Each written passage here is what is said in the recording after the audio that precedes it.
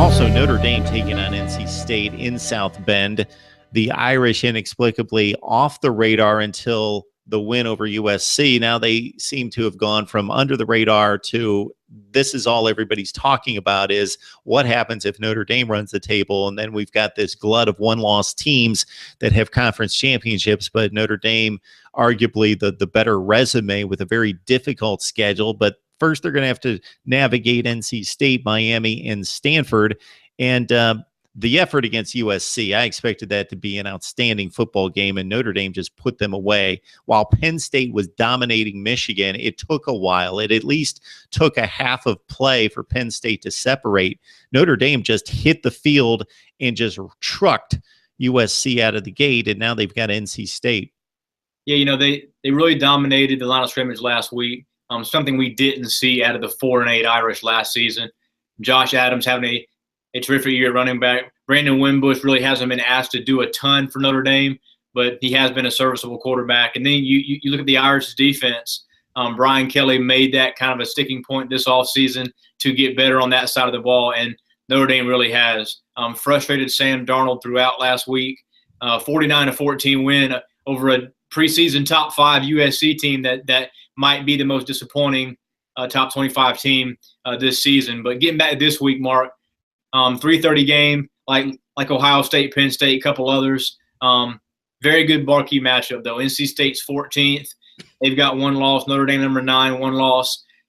If Notre Dame does win out and finish 11-1, there's just no way in my mind the committee's going to leave them out.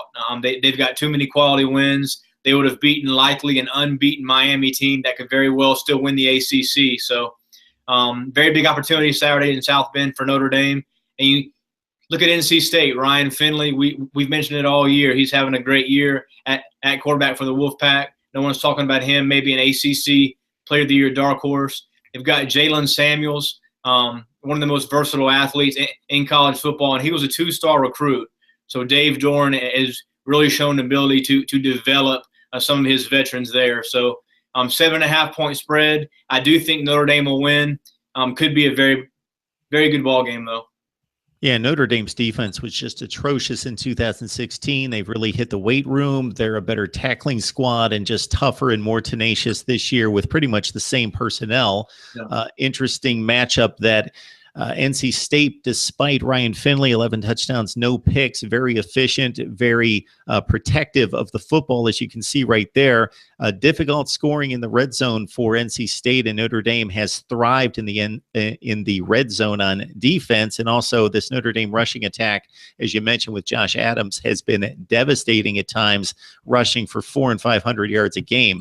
The one caveat to that is in the one loss in South Bend against Georgia, they were held to 55 yards rushing, and NC State appears to have a similar front seven led by Bradley Chubb that could limit the Irish and force Wimbush to have to win it with his arm. And Notre Dame doesn't want to throw it 35, 40 times. That formula is more like 18 to 22 passing attempts and get it downfield to some of their big playmakers, but don't do it very often and keep it on the ground. Notre Dame and NC State should be an interesting one in South Bend.